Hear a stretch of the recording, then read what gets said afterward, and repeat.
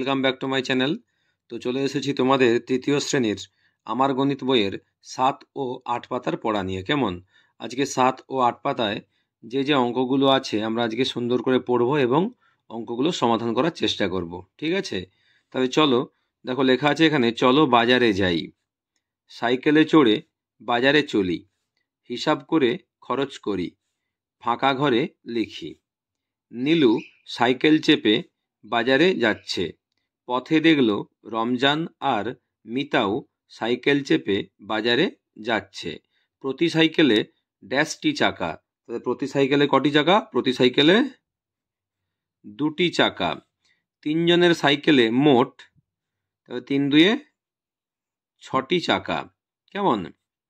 বাজারে তারা তরমুজের দোকানের পাশ দিয়ে গেল, দোকানে 4টি ঝুড়ি দেখল, প্রত্যেক ঝুড়িতে 6টি করে তরমুজ আছে।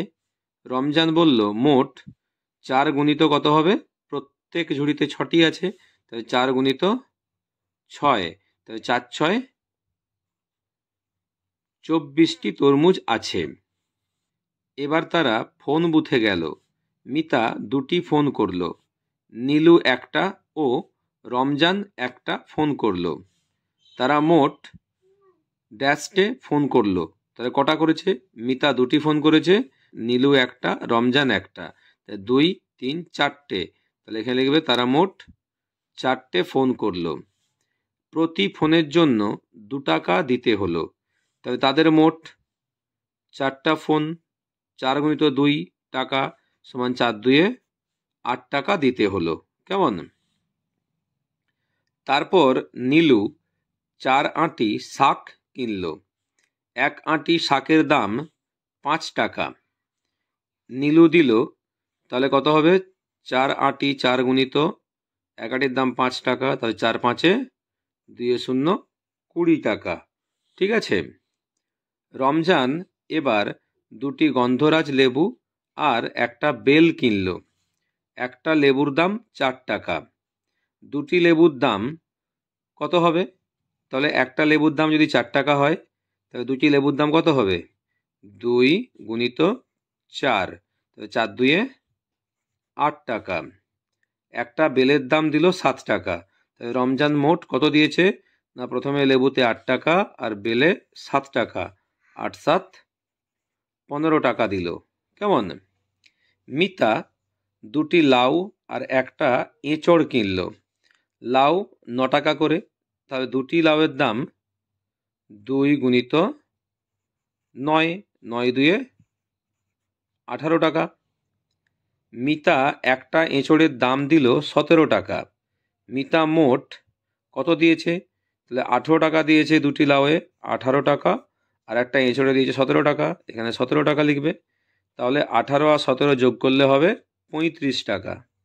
3 10 5 35 টাকা দিল। তাদের মোট খরচ সমান কত টাকা? তাহলে তিনজনে মোট কত খরচ করেছে আমাদেরকে আগে হিসাব করে নিতে হবে। দেখো, প্রথমে ফোন করেছে তিনজনে 8 টাকা, তারপরে নীলু শাক কিনেছে 20 টাকার, রমজান লেবু আর বেল কিনেছে 15 টাকার, আর মিতা কিনেছে লাউ এঁচড় 35 টাকার। তাহলে প্রথমে খরচ করেছে 8 টাকা, তারপরে নীলু 20 টাকা, তারপরে রমজান 15 টাকা, তারপরে হচ্ছে যে মিতা 35 টাকা খরচ করেছে। ঠিক আছে, তাহলে যোগ করলে কত পাবো? 5 5 10 যুক্ত 8, তাহলে 18 8 হাতে 1। কেমন? 3 1 4, 4 2 6, 6 1 7, 78 টাকা। তবে তাদের মোট খরচ লিখব 7 10 8 78 টাকা। ঠিক আছে, তো এইভাবে তোমরা এই পাতা যা করে নেবে। চলো পরের পাতায় যাওয়া যাক। এই পাতায় দেখো লেখা আছে, যোগের বদলে গুণ, কতকে কত দিয়ে গুণ করতে হবে, গুণফল কত হবে। তবে দেখো 3-এর সঙ্গে 3 যোগ করেছে, তবে দুটো 3-এর যোগফল কত হবে? না 6। ঠিক আছে, এই দুটো 3-এর যোগফল না করে তার পরিবর্তে কি করেছে? না 3 গুণিত 2, তবে 3 2 6, তবে 3কে 2 দিয়ে গুণ করেছে, তাই 6 হয়েছে। এখানে 2 কোথা থেকে পেয়েছি? না দুটো 3, তাই দুটো 3-এর যোগফল না করে একটা 3কে 2 দিয়ে গুণ করে দেবো, তাই তাই 3 2 6। তাহলে আমরা জানি যোগের সংক্ষিপ্ত রূপ কি? গুণ। ঠিক আছে, এবার দেখো 3টে 5-এর যোগফল, 3টে 5-এর যোগফল হবে 15। এর বদলে আমরা কি লিখতে পারি না 5 গুণিত 3টে 5 আছে, তাহলে এখানে 3, 3 5-এ কত হবে? 15। কেমন? এরপর দেখো 1 2 3 4, 4টে 7-এর যোগ করতে হবে এখানে, তবে 4 7-তে কত হয় না 28। তাহলে আমরা এই 4টে 7 যেমন যোগ করেছি, 4টে 7-কে শর্টে আমরা যোগ করব কিভাবে না 7 গুণিত 4, 4 7-তে কত হবে না 28। কেমন? এরপর দেখো আছে 1 2 3 4, 4টে 8, 4টে 8-এর যোগফল হবে 4 8 32।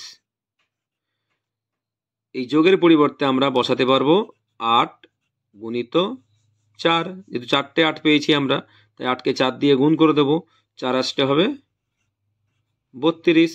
কেমন? 1 2 3 4 5, 5টা 6, 5টা 6-কে যোগ করলে পাবো আমরা 5 6 30। তাহলে আমরা 5টা 6-কে পরপর যোগ না করে কি করব? 6 গুণিত 5, তো 5টা 6, তাই 6-কে 5 দিয়ে গুণ করছি, 5 6 30। এরপর দেখো 1 2 3 4 5, 5টা 9 আছে, 5টা 9-কে যোগ করলে পাবো 45। কেমন? আর এই 5টা 9-কে আমরা পরপর যোগ না করে 9-কে কি করব না 5 দিয়ে আমরা গুণ করে দেব, 5 9 45। কেমন? তাহলে এভাবে আমরা যোগের পরিবর্তে গুণ করে উত্তর করতে পারি। এরপরে দেখো লেখা আছে ফাঁকা ঘরে গুণ করে লিখি এবং ঠিক ঠিক মতো রং দিই। তবে দেখো এখানে আছে 1 2 করে 9 পর্যন্ত দেওয়া আছে, আর এদিকে দেখো 5 পর্যন্ত দেওয়া আছে। কেমন? এটা একটা নামতার মতো। ঠিক আছে, দেখো 1 1-এ 1 লিখতে পারো এখানে। তারপর দেখো 2 1-এ 2 আছে, তবে 3 1-এ 3, 4 1-এ 4, 5 1-এ 5, 6 1-এ 6, 7 1-এ 7, 8 1-এ 8, 9 1-এ 9। আবার এখানে কি লিখবে? 1 2-এ 2, তোমরা এই সোজাও লিখতে পারো, 1 2-এ 2, 1 3-এ 3, 1 4-এ 4, 1 5-এ 5।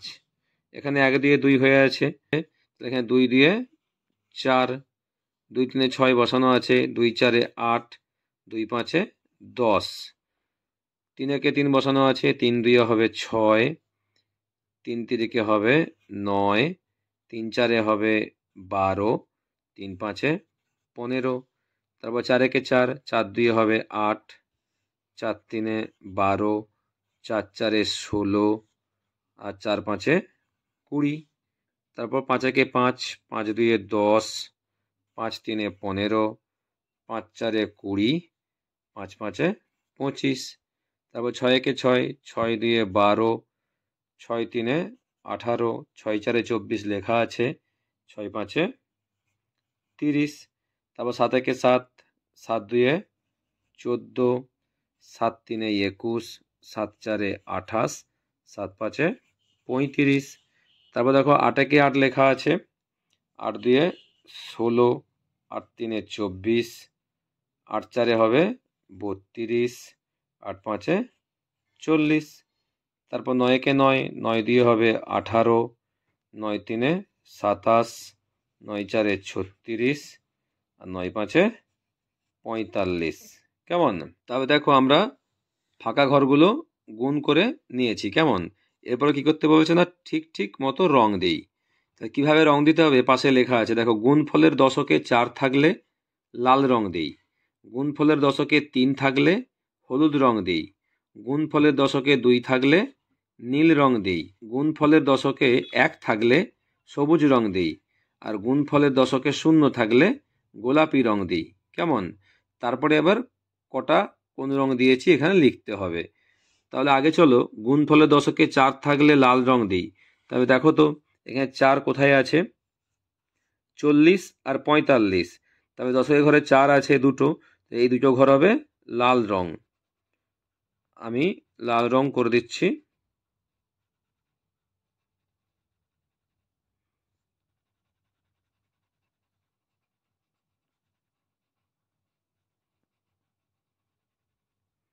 এরপরে কি বলেছে দেখো, গুণফলের দশকে 3 থাকলে হলুদ রং দেই।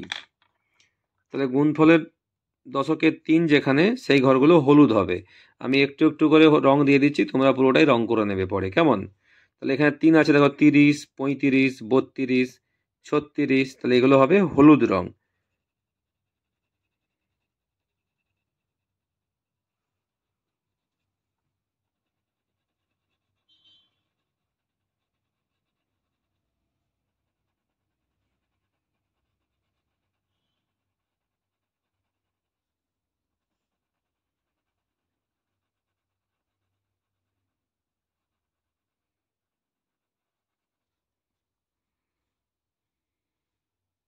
তাহলে 1, 2, 3, 4, তাহলে 4টে ঘরে আমরা হলুদ রং দিলাম, কেমন?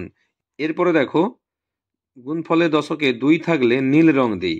তবে যেগুলো 20 থেকে শুরু হয়েছে, 20, 25, 20, 21, 24, 28, 27, এগুলো হবে নীল রং।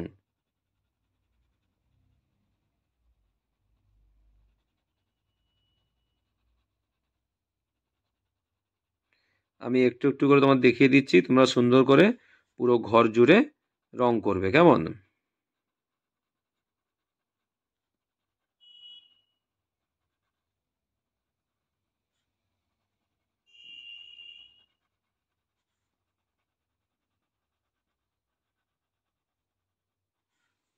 এরপরে দেখো, গুণফলের দশকে 1 থাকলে সবুজ রং দিই। তাহলে আমাদের 10 থেকে যেগুলো আছে সেগুলো সব সবুজ রং হয়ে যাবে। এখানে 10 সবুজ রং, 12 সবুজ রং, 15 সবুজ রং, 16, 12, 15, 10, 12, 18, 14, 16, 18। আর দেখো, নীল রং একটা আমাদের দিতে ভুলে গেছি, 28টা, এখানে আমি বসিয়ে দিচ্ছি। দশকের ঘরে 2 থাকলে সেটা নীল রং হবে। এরপরে দেখো, গুণফলের দশকে 0 থাকলে গোলাপি রং দিই। তাহলে আমরা জানি 1 থেকে 9 অবধি সংখ্যা আমরা এককের ঘরে বসাতে পারি, কেমন? আর 10 হয়ে গেলে কি হবে, সেটা দশক, 1 দশক, 10 মানে। তাহলে এখানে আমরা 1 থেকে 9 অবধি যা যা সংখ্যাগুলো আছে সবগুলো আমাকে গোলাপি রং করতে হবে, কারণ দশকের ঘর 0, এককের ঘর 9 অবধি বসাতে পারছি। তাহলে আমরা সবগুলোই রং করে দেবো, কেমন? গোলাপি রং করে দেবো। আমি একটু একটু করে দিচ্ছি, তোমরা সুন্দর করে এই ঘরগুলো ভর্তি করবে, দেখবে দেখতে খুব সুন্দর লাগবে।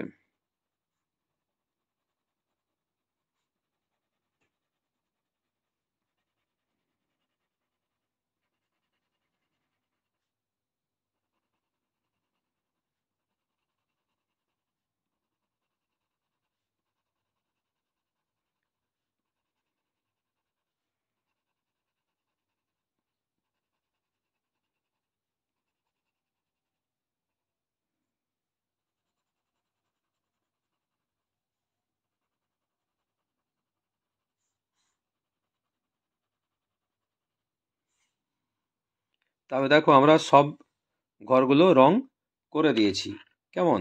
এরপরে কি বলেছে এখানে দেখো, না নীল রং দিয়েছি কটি ঘরে, গুনে নাও।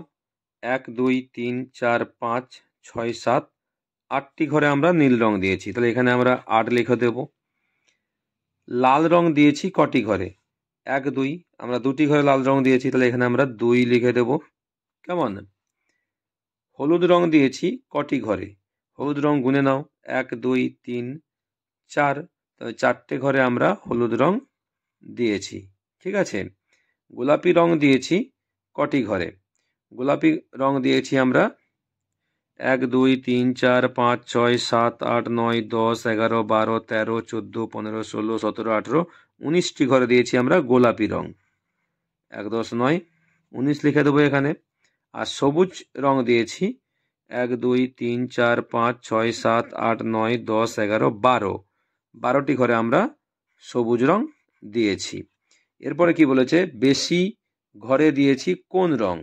দেখো বেশি ঘরে দিয়েছি আমরা গোলাপি রং, তাই তো, যে 19টা ঘরে, তাহলে এখানে আমরা লিখে দেব গোলাপি।